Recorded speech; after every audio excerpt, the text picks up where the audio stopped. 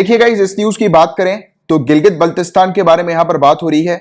तो इसकी लोकेशन आप देख सकते हैं इंडिया में। ये वाला जो एरिया आपको ऊपर दिखाई दे रहा है ये हमारी जम्मू एंड कश्मीर यूटी है और ये लद्दाख यूटी है। ये एलओसी आपको दिखाई दे रही है, पाकिस्तान ऑक्यूपाइड कश्मीर ये पूरा आपको दिखाई दे रहा है। तो यहां पर आप देखिए गिलगित बल्तिस्तान का एरिया आपको ये ऊपर नजर आ रहा है, दिखाई दे रहा है, ठीक है। और अभी ये टॉपिक न्यूज में इसलिए है क्योंकि पाकिस्तान ने डिसाइड किया है कि इस एरिया को ये फुल फ्लेज प्रोविंस का दर्जा देने वाला है।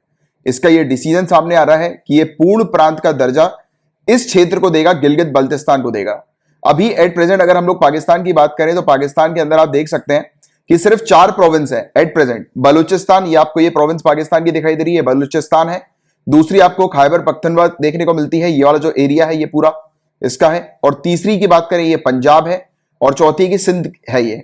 और यहां पर कश्मीर और गिलगित बल्तिस्तान जो एरिया हम लोग को देखने को मिलता है वो बेसिकली पाकिस्तान का ऑटोनॉमस एरिया, ऑटोनॉमस रीजन हम लोग को देखने को मिलता है, राइट। तो ये 2 ऑटोनॉमस टेरिटरी है पाकिस्तान की, बट जो फुल फ्लेज प्रोविंस है पाकिस्तान के अंदर सिर्फ 4 ही हैं। अब पाकिस्तान ने ये डिसीजन लिया है कि ये इस क्षेत्र को, गिलगित बल्तिस्तान क्षेत्र को फुल फ्लेज टेरिटरी जो है, अपनी प्रोविंस जो है वो डिक्लेयर करेगा। ये इसने डिसाइड किया। तो ये गलत बात है। एक्चुअली ये जो एरिया है इस पर इंडिया का क्लेम है, और क्लेम क्या इंडिया का है, ये इंडिया की ही टेरिटरी है, इंडिया का ही एरिया है, बट इस पर ये पाकिस्तान इस प्रकार की गलत हरकत, टैक्टिक्स जो है वो कर रहा है। तो इस पर हम लोग थोड़ी सी डिटेल में चर्चा करेंगे, बात करेंगे, क्योंकि काफी इंपॉर्टेंट मुद्दा है। तो इसके बारे में पूरी चीज आपको क्रिस्टल क्लियर होनी जरूरी है। तो देखिए, हालांकि इंडिया ने क्लियरली पाकिस्तान को मैसेज दे दिया है कि पूरी की पूरी जो यूनियन टेरिटरी है जम्मू एंड कश्मीर की, लद्दाख की, इंक्लूडिंग गिलगित बल्तिस्तान का एरिया, ये वाला एरिया भी, ये इंडिया का इंटीग्रल पार्ट है, पूरा का पूरा इंडिया का ही पार्ट है, देश का अभिन्न अंग है ये। और पूरी तरह से लीगल और इररिवोकेबल एसेशन, पूर्ण कानूनी और अपरिवर्तनीय परिग्रहण के आधार पर यह भारत का इंटीग्रल पार्ट है, राइट। तो यानी कि पूरी तरह से लीगली भी इंडिया की ही टेरिटरी हम लोग को देखने को मिलती है। बट गिलगित बल्तिस्तान का इशू क्या है, क्यों ये पाकिस्तान की ऑटोनॉमस टेरिटरी कहलाती है?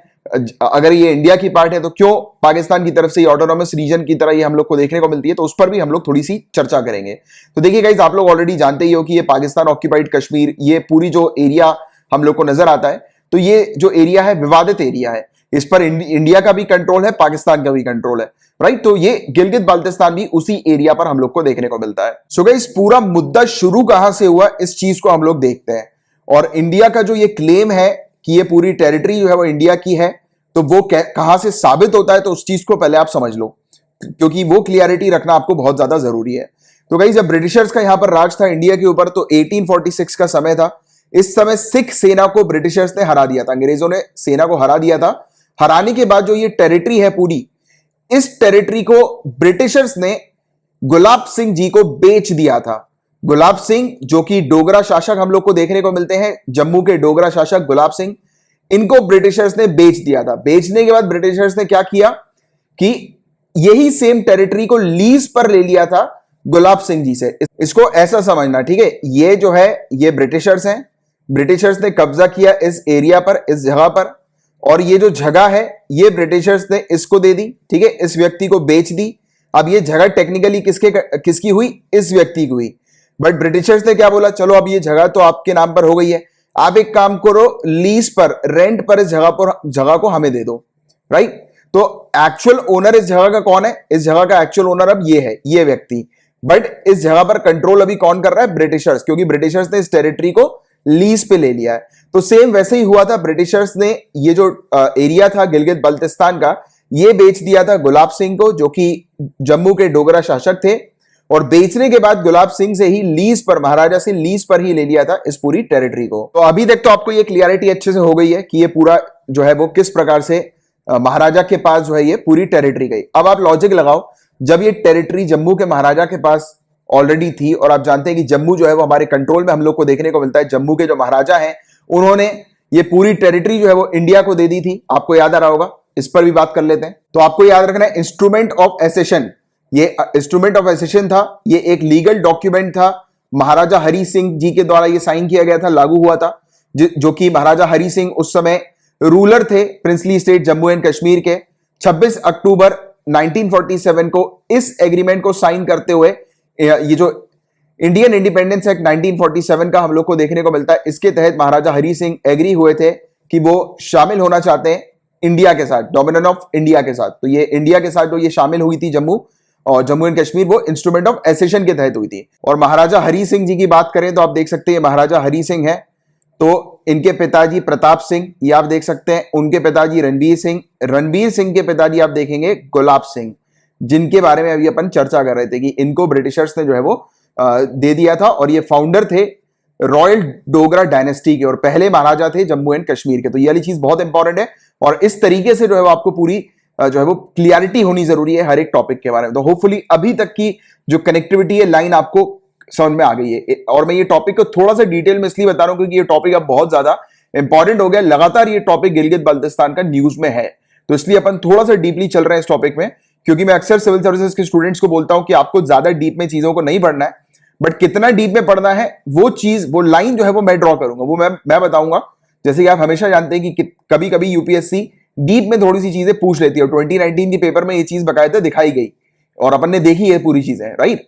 तो थोड़ा सा जितना आपको डीप में जो पढ़ना है वो कितना डेप्थ होगी उसकी वो मैं डिसाइड करूंगा और मैं आपको बताऊंगा, जिससे कि आपको जो है वो सिर्फ उतने ही तक ही जो है वो जाना है, उतनी ही सिर्फ प्रिपरेशन करनी है, ठीक है। अच्छा, इसमें एक चीज और ध्यान में रखना, ये ट्रीटी ऑफ अमृतसर, ये ट्रीटी ऑफ अमृतसर 1846 को साइन की गई थी, जिसके तहत फॉर्मल तौर पर ब्रिटिशर्स ने गुलाब सिंह को ये जो एरिया है, टेरिटरी जो है पूरी, ये दी थी, ठीक है। तो ये ट्रीटी ऑफ अमृतसर भी याद रखना, कभी कभी ट्रीटी से रिलेटेड भी क्वेश्चन आ जाता है। और दूसरी इंपॉर्टेंट चीज कि ब्रिटिशर्स और सिख का जो युद्ध हुआ था वो फर्स्ट एंग्लो सिख वॉर हम लोग को देखने को मिला था। पहले एंग्लो सिख वॉर में ब्रिटिशर्स ने जो सिख के पास जो ये कब्जा था पूरा का पूरा, ये जम्मू क्षेत्र का जो हम लोग को देखने को मिल रहा था, जिसमें गिलगित बाल्टिस्तान की टेरिटरी भी लोकेटेड हम लोग को नजर आती है, तो वो पूरा क्षेत्र जो है वो सिखों से लेकर ब्रिटिशर्स ने अपने कब्जे में लिया और अपने कब्जे में लेकर उस क्षेत्र को बेच दिया गुलाब सिंह को, ठीक है। तो ये वाली चीज आप लोग को इस प्रकार से कनेक्टिविटी रखनी है। तो ये चीज आपने यहां तक क्लियर कर ली, रिपीट कर लेते हैं एक बार। क्या किया ब्रिटिशर्स ने, गुलाब सिंह जी को जो है ये बेच दी पूरी टेरिटरी जम्मू एंड कश्मीर की, हम लोग को देखने को मिला, जिसमें इंक्लूडेड क्या था, गिलगित बाल्टिस्तान की टेरिटरी थी। अब मैंने आपको क्या बोला कि टेक्निकली अगर हम लोग बात करें तो ये पूरी गिलगित बाल्टिस्तान की टेरिटरी किसके अंडर में थी, महाराजा जम्मू एंड कश्मीर के। और जम्मू एंड कश्मीर के महाराजा ने इंस्ट्रूमेंट ऑफ एसेशन को साइन करते हुए इंडिया को जो है ये पूरी टेरिटरी दे दी थी, इंडिया के साथ जो है वो हाथ मिला लिया था, राइट, इंडिया में शामिल हो गए थे ये। तो टेक्निकली गिलगित बाल्टिस्तान का एरिया तो इंडिया के कंट्रोल में ही है, राइट। तो इसलिए जो इंडिया क्लेम करती है वो उसका जो क्लेम है वो जायज है। बट यहां पर प्रॉब्लम क्या आई वो समझना आप लोग के लिए जरूरी है। तो देखिए प्रॉब्लम ये आई कि ब्रिटिशर्स खेल गए। ब्रिटिश के एक आर्मी ऑफिसर थे, ये कर्नल की रैंक के थे, इन्होंने महाराजा हरि सिंह के गवर्नर को बंद कर दिया था, उनको यानी कि जेल में जो है वो उनको कैद कर लिया था। और कैद करने के बाद ये जो पूरी टेरिटरी का कंट्रोल जो था वो पाकिस्तान को दे दिया था, यानी कि पाकिस्तान को ये टेरिटरी दे दी थी, राइट। तो ये पूरी एक इशू हुआ था, ये जो हरकत हुई थी ब्रिटिशर्स की तरफ से, इस हरकत के कारण गिलगित बाल्टिस्तान की जो टेरिटरी है वो इंडिया और पाकिस्तान के बीच में एक विवादित टेरिटरी बन गई। तो ये पूरी की पूरी जो चाल चली थी ब्रिटिशर्स ने, ये 1947 के दौरान चली थी। और आपको याद आ रहा होगा कि ये पीरियड था जिस दौरान हम लोग को इंडिया और पाकिस्तान के बीच में युद्ध देखने को मिला था, जिसको हम लोग पहला कश्मीर युद्ध भी बोलते हैं, क्योंकि कश्मीर को लेकर युद्ध जो है वो छिड़ गया था इंडिया और पाकिस्तान के बीच में, राइट। आप देख सकते हैं ये इंडिया पाकिस्तान वॉर 1947-1948, जिसको फर्स्ट कश्मीर वॉर के नाम से भी जाना जाता है। अब जब ये युद्ध छिड़ा तो इस युद्ध को रोकने के लिए और दोनों कंट्रीज के बीच में जो इश्यूज हैं उसको टैकल करने के लिए यूनाइटेड नेशंस बीच में आई। तो उस समय हम लोग को यूनाइटेड नेशन सिक्योरिटी काउंसिल का रेजोल्यूशन 47 देखने को मिला था, जिसको 21 अप्रैल 1948 को अडॉप्ट किया गया। और ये जो रेजोल्यूशन था, जो इंडिया और पाकिस्तान के बीच में जो इश्यूज कश्मीर को लेकर मुद्दे चल रहे हैं उसको रिजॉल्व करने के ऊपर बेस्ड था। और इसी पर्टिकुलर एग्रीमेंट के तहत हम लोग को देखने को मिला ये कराची एग्रीमेंट के अंदर क्या हुआ, दोनों कंट्री ने आपसी सहमति से यहां पर फोकस किया, टारगेट किया कि ये दोनों मिलकर जो है वो एक टेरिटरी जो है वो अपनी डिसाइड कर लेंगे। यहां पर यूनाइटेड नेशन की मध्यस्थता के थ्रू, यानी कि यूनाइटेड नेशन ने मीडिएशन किया था, और यहां पर एक सीज फायर लाइन जो है ये डिसाइड कर लेंगे, यानी कि इस क्षेत्र पर किसी भी प्रकार की मिलिट्री एक्टिविटी जो है वो नहीं होगी। तो ये वाला क्षेत्र जो है जैसा आप देख सकते हैं, ये वाली टेरिटरी जो है वो आपको इस तरफ इंडिया की दिखाई दे रही है, आपको श्रीनगर दिखाई दे रहा है, कश्मीर दिखाई दे रहा है, ऊपर आप देखेंगे गिलगित एरिया आपको दिखाई दे रहा है, इस तरफ आप देखेंगे ये पाकिस्तान का पूरी टेरिटरी, बट आप बीच में देखेंगे कि ये टेरिटरी छोड़ दी गई है, राइट, जहां पर हम लोग को गिलगित बल्तिस्तान भी नजर आ रहा है। तो ये कहा गया कि इस टेरिटरी पर ना कंट्रोल होगा पाकिस्तान का, ना कंट्रोल होगा इंडिया का, बट कराची एग्रीमेंट के थ्रू पाकिस्तान जो है उसको गिलगित एरिया पर जो है वो कंट्रोल करने का अधिकार मिला, और ये म्यूचुअल अंडरस्टैंडिंग के थ्रू। कैसा कंट्रोल? कि सिर्फ ये यहां पर इस क्षेत्र पर रहने वाले लोगों के ऊपर जो है वो ऑब्जर्वेंस क्रिएट करेगा, ऑब्जर्व करेगा, और इस क्षेत्र पर, गिलगित क्षेत्र पर पूरी तरह से इसका कंट्रोल नहीं होने वाला है। जो गिलगित बल्तिस्तान की अगर हम लोग बात करें तो ये यहां पर एक इनकी खुद की सरकार होगी, सेल्फ गवर्नेंस इनका इस क्षेत्र पर हम लोग को देखने को मिलेगा। ये चीज डिसाइड की गई, और 2009 से Gilgit Baltistan empowerment and self governance order के तहत ये जो टेरिटरी है ये ऑटोनोमस टेरिटरी के तौर पर फिर देखने को मिली, और यहां पर इनका खुद का एक यूनिकैमरल लेजिस्लेचर है, यानी कि इनकी खुद की असेंबली हम लोग को देखने को मिलती है, गिलगित बल्तिस्तान असेंबली, जिसको हेड करते हैं यहां के चीफ मिनिस्टर।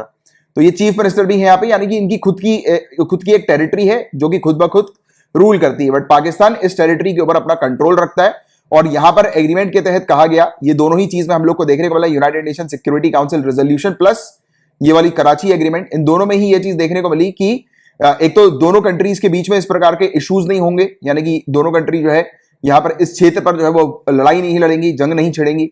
बट और दूसरी चीज यहां पर यह चीज हुई कि जो पाकिस्तान पूरी तरह से इस टेरिटरी को अपने कंट्रोल में जो है वो नहीं रखेगा, यानी क्लेम नहीं करेगा कि पूरी टेरिटरी पाकिस्तान की है। बट अभी हमने क्या देखा कि पाकिस्तान क्या बोल रहा है? पाकिस्तान बोल रहा है कि ये पूरी टेरिटरी जो है, फुल फ्लेज प्रोविंस जो होगा वो पाकिस्तान के अंडर आएगा। पाकिस्तान ने ये डिसीजन ले लिया है जो कि वॉयलेट कर रहा है इस कराची एग्रीमेंट को भी। देखो आप देख सकते हैं ये दो रेजोल्यूशन हम लोग को देखने को मिले थे यूनाइटेड नेशंस के 1948 के समय पे, जब मैंने अभी आपको पढ़ाया बताया, राइट। और 1949 में भी एक एग्रीमेंट आया था जिसके अंदर क्लियरली स्टैब्लिश किया था गिलगित बल्तिस्तान और कश्मीर का मुद्दा। और ये क्या करेगा, पाकिस्तान का ये जो मूव है ये पाकिस्तान का कश्मीर का केस को सीरियसली डैमेज कर देगा। पाकिस्तान जो एक्चुअल में इंटरनेशनली क्लेम कर रहा है कि कश्मीर जो है वो पाकिस्तान को मिलना चाहिए, तो अगर ये ऐसा कर लेता है तो पाकिस्तान जो है एक तो इंटरनेशनल एग्रीमेंट्स का भी वॉयलेशन कर रहा है, और दूसरी बात अपने कश्मीर के मुद्दे को ये कमजोर कर रहा है। तो ये तो एक तरह से हमारे लिए ही अच्छी बात है ये वाली कि इंटरनेशनली फिर हम लोग जो है वो पाकिस्तान के अगेंस्ट जो है वो पाकिस्तान के इस मूव को जो है वो रख सकते हैं, राइट। तो ये वाली चीज है। और दूसरी बात, इसको अगर ये 5वीं प्रोविंस बना लेगा तो ये कराची एग्रीमेंट का भी उल्लंघन कर रहा है, जिसके बारे में मैंने अभी आपको बताया था। और ये जो दो इंस्ट्रूमेंट है ये बेसिकली जो डाउटफुल लीगल अथॉरिटी पाकिस्तान को प्रोवाइड कराते हैं, ये दोनों इंस्ट्रूमेंट जो अभी अपन ने बात करी देखे, तो ये लीगल अथॉरिटी पाकिस्तान को देते हैं, यानी कि पाकिस्तान जो है वो इस क्षेत्र पर, ये जो ऑटोनोमस जो क्षेत्र है गिलगित बल्तिस्तान का, तो उस पर पाकिस्तान को कंट्रोल करने का मौका देते हैं। तो वो भी बताया जा रहा है कि उसको भी, उसकी ये जो पाकिस्तान की ये पोजीशन है उसको भी ये डैमेज कर देगा। तो इंटरनेशनली पाकिस्तान को काफी नुकसान होने वाला है इस चीज को लेकर, क्योंकि इंडिया जो है वो इसके अब विरोध में जा रही है, और इंटरनेशनली ये चीज पुट की जाएगी, क्योंकि इंटरनेशनल एग्रीमेंट्स का उल्लंघन ही हम लोग को देखने को मिल रहा है पूरा का पूरा। और साथ ही साथ ये 1963 के पाकिस्तान चाइना बाउंड्री एग्रीमेंट का भी उल्लंघन करेगा, क्योंकि ये जो एग्रीमेंट है गाइस, इस एग्रीमेंट के तहत जो पाकिस्तान और चाइना की जो बाउंड्री सेट की गई थी उसके बीच की जो टेरिटरी है वो इंडिया से होती गुजर रही थी, और ऐसी टेरिटरी से होकर गुजर रही थी जिसको इंडिया क्लेम करती है। तो इसलिए इंडिया ने इस चीज को रिकॉग्नाइज नहीं किया था, और एंड में ये चीज सामने आई थी कि जब जो ये इश्यूज है इंडिया और पाकिस्तान के बीच में, जब ये सेटल हो जाएंगे, कश्मीर का मुद्दा जब सेटल हो जाएगा, तब फिर ये बाउंड्री जो है वो मतलब पाकिस्तान और चाइना मिलकर जो है वो कंटिन्यू कर सकते हैं, यानी कि इस एग्रीमेंट पर जो है वो फिर वो काम कर सकते हैं। और साथ ही साथ ये 1972 के शिमला एग्रीमेंट के अंदर भी ये चीज मेंशन थी, इस चीज का उल्लेख था कि दोनों में से ना इंडिया ना पाकिस्तान इस टेरिटरी के ऊपर अपना कंट्रोल जो है वो नहीं रखेंगे, और ना ही इस टेरिटरी के अंदर कुछ चेंजेस लाएंगी, राइट। तो ये पाकिस्तान वेरियस जो एग्रीमेंट्स है उसका उल्लंघन कर रहा है, इसलिए आपको वेरियस एग्रीमेंट्स के बारे में डिटेल्स पता होनी चाहिए थी, और सिर्फ उतनी ही डिटेल जितना मैंने भी आपको बताया है। तो होपफुली आपने कहीं पर नोट डाउन किया होगा जो मैंने कुछ एक्स्ट्रा इन्फॉर्मेशन आप लोग को यहाँ पर दी है। बट बाकी इसकी ज्योग्राफिकली लोकेशन की अगर हम लोग बात करें गाइस, देखो मैंने आपको ऑलरेडी बता ही दिया था कि ये इसमें हम लोग को देखने को मिलता है कि खुद के चीफ मिनिस्टर होते हैं गिलगित बल्तिस्तान के अंदर, इनकी एक रीजनल असेंबली भी हम लोग को देखने को मिलती है, राइट। और पाकिस्तान ऑक्यूपाइड कश्मीर का ये पार्ट हम लोग को देखने को मिलता है। चाइना के साथ, अफगानिस्तान और कश्मीर के साथ ये अपनी बाउंड्री शेयर करता है ये वाला एरिया, और इंडिया इसको अनडिवाइडेड जम्मू एंड कश्मीर का पार्ट मानती है। और क्यों मानती है तो उसके बारे में मैंने भी आपको बता ही दिया, पूरे तर्क अभी अपन ने देखे। और यहां से चाइना पाकिस्तान इकोनॉमिक कॉरिडोर भी होकर गुजर रहा है, CPEC basically belt and road initiative जो है चाइना का, उसी का ही एक पार्ट है। इसके अलावा इस क्षेत्र में आपको 8000ers टोटल 5 नजर आएंगे। तो टोटल जो 8000ers है वो 14 है। और ये 8000ers होता क्या है, तो इसको आसान भाषा में देखो आप, तो ये देखो international mountaineering and climbing federation, इसके द्वारा रिकॉग्नाइज किया गया है 14 माउंटेन को 8000ers, और ये ऐसे माउंटेन्स है जिनकी हाइट 8000 मीटर से ऊपर की है। आप ये देखिए, ये आप फोटो देखिए, मैप देखिए, 14 8000ers आपको नजर आ रहे हैं। K2, K3, K4, K5, ये नंगा पर्वत, इससे रिलेटेड पहले भी सिविल सर्विसेज में क्वेश्चंस पूछे जा चुके हैं। यहां पर कंचनजंगा देखिए आप, और पूरे ये पर्वत देखिए आप, ये 14 पर्वत ऐसे हैं जिनकी हाइट 8000 मीटर से ऊपर की है। तो इसको रिकॉग्नाइज किया है international mountaineering and climbing federation के द्वारा। और इस 8000ers के में से हम लोग को टोटल 5 जो है वो इसी क्षेत्र पर, इसी रीजन पर देखने को मिलते हैं। यहां पर 50 से ज्यादा ऐसी चोटियां आपको नजर आएंगी जिनकी हाइट 7000 मीटर से ऊपर की है।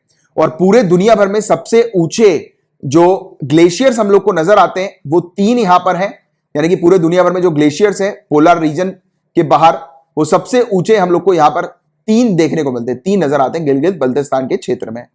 तो ये था पूरा ओवरऑल टॉपिक गाइस। होपफुली आप लोग को पूरी चीजें अच्छे से क्रिस्टल क्लियर हो गई होंगी। और अगर आपको टॉपिक ये अच्छा लगा है, मैंने ये जो समझाया वो अच्छे से क्लियर हुआ है, तो लाइक का बटन जरूर हिट कीजिएगा, शेयर जरूर करिएगा। अगर आप सिविल सर्विसेज की तैयारी कर रहे हैं तो चैनल को सब्सक्राइब कर लीजिए। यहां पर डेली बेसिस पर करंट अफेयर्स की मैं आपकी तैयारी करवाता हूं डिटेल में।